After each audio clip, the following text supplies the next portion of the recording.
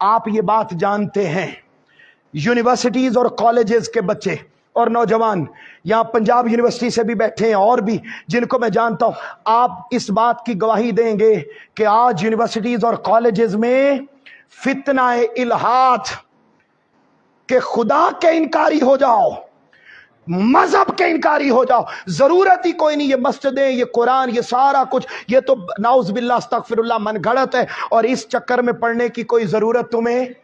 یہ ریشو پاکستان کے اندر اس ہفتے کے جو اعداد و شمار ہیں، 1.5 کروڑ سے زائد نوجوان جو کالجز اور یونیورسٹیز میں پڑھتے ہیں وہ اس فتنے کی لپیٹ میں آ چکے ہیں۔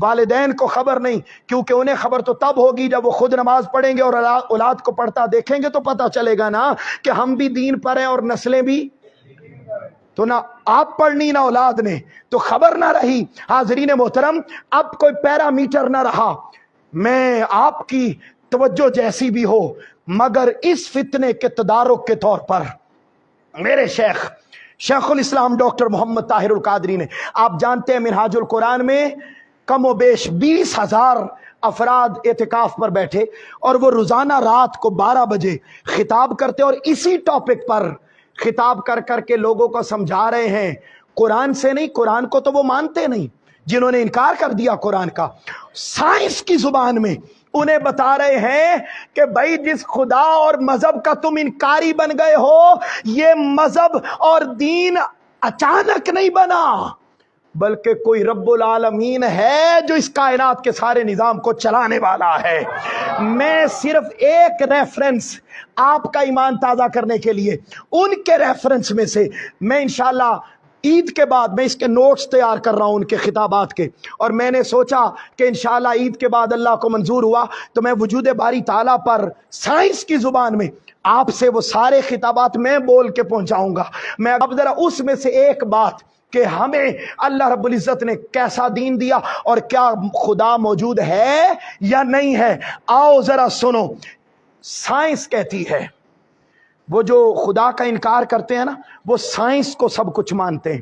سائنس آج 2001 کے بعد، کب اونچا بولیے، کب 2000، میں ان کی بڑی مشکل ہے، بڑی سادہ زبان میں آپ تک بات پہنچا رہا ہوں اور آپ کا ایمان تازہ کرنا چاہتا ہوں کہ خدا ہے، اور قرآن یہ مصطفیٰ پاک کا نعوذ باللہ خود سے گھڑا ہوا، بلکہ یہ خدا کی وحی ہے۔ سنیے، سائنس آج کہتی ہے 2001 کے بعد، یہ کہتی ہے کہ انسان کی یہ جو جوائنٹس ہیں، جوائنٹس کہتے ہیں نا جہاں دو ہڈیاں جڑتی ہیں، جوائنٹ، جوڑے، یہ جو جوڑ ہیں ہڈیوں کے جوڑ، سائنس 2001 کے بعد یہ کہتی ہے کہ یہ جوڑ انسان کی پوری باڈی میں 360 ہیں۔ بولیے کتنے ہیں؟ 300۔ یہ سارے سائنٹسٹ ہیں جنہوں نے باقاعدہ ریسرچ کر کے لکھا کہ ہماری باڈی میں کتنے جوائنٹس ہیں، 360۔ یہ انہوں نے فیصلہ کیا 2001 کے بعد۔ 1900 سے لے کر 1999 تک وہ کبھی کہتے تھے ہماری باڈی میں 340 ہیں، کبھی کہتے تھے 350 ہیں، لیکن 2000 کے بعد کیا کہنے لگے؟ 360 ہیں۔ اب یہ ساری چیزیں کہ اتنا عدد ہے جوڑوں کا، یہ تو آیا تب جب مائکروسکوپ آ گئی، جب دوربین آ گئی، بھئی جب جدید سائنسی آلات آ گئے، اس کے بعد انہیں پتا چلا۔ ہائے، پڑھتے ہیں مسلم کو، مسلم شریف کی حدیث پاک 107، آپ کا ایمان تازہ ہو جائے گا۔ قسم خدا کی، جب وہاں شہر اعتکاف میں آپ نے یہ حدیث سنائی، لوگ اٹھ کے کھڑے ہو گئے اور تاجدار کائنات کو سلوٹ کرنے لگ گئے۔ بڑا ایمان افروز، میں یہ نہیں چاہتا کہ آپ کھڑے ہوں، مگر میں چاہتا ہوں آپ اپنا ایمان تازہ کیجئے اور سمجھیے، بھائی سائنس کو تو پتا چلا آلات کے بعد، تو 14 صدیاں پہلے مصطفیٰ پاک کو کیسے پتا چلا؟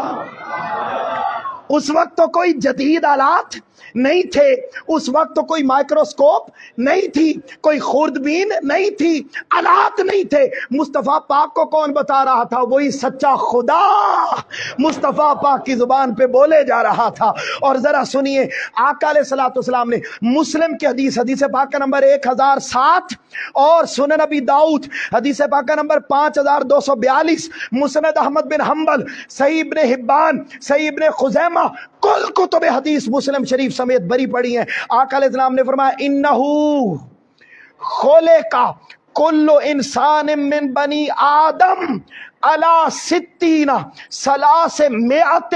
مفصل۔ تاجدار کائنات نے فرمایا سر سے لے کر پاؤں تک انسان کو اللہ رب العزت نے 360 جوڑوں کی ہڈیوں کے ساتھ پیدا فرما دیا ہے۔ حاضرین محترم، سائنس آج بولتی ہے، تم خدا کا انکار سائنس کو دیکھ کے کرتے ہو۔ نوجوانوں، میرے بھائیوں، بھئی اس زمانے میں کون بتا رہا تھا؟ آقا علیہ السلام کسی استاد سے پڑھے تھے؟ بولے نا، وہ تو ایک ہی استاد سے پڑھے تھے، تو تھا تو کوئی بتا رہا تھا نا۔ بولیے، تھا تو کوئی بتا رہا تھا نا۔ وہ جو تھا، اونچا ہاتھ کر کے کھڑا کر کے بولیے اسے کیا کہتے ہیں؟ رب العالمین کہتے ہیں۔ بولیے اسے کیا کہتے ہیں؟ رب العالمین کہتے ہیں، اسے رب العالمین کہتے ہیں۔ اللہ رب العزت ہمارا ایمان اپنے مولا پر پختہ فرمائے، اور جو ایمان کی تازگی اور حلاوت ہمیں رمضان کے ایام میں میسر آئی، اللہ رب العزت پورا سال ہمیں اس کی خیرات عطا فرمائے۔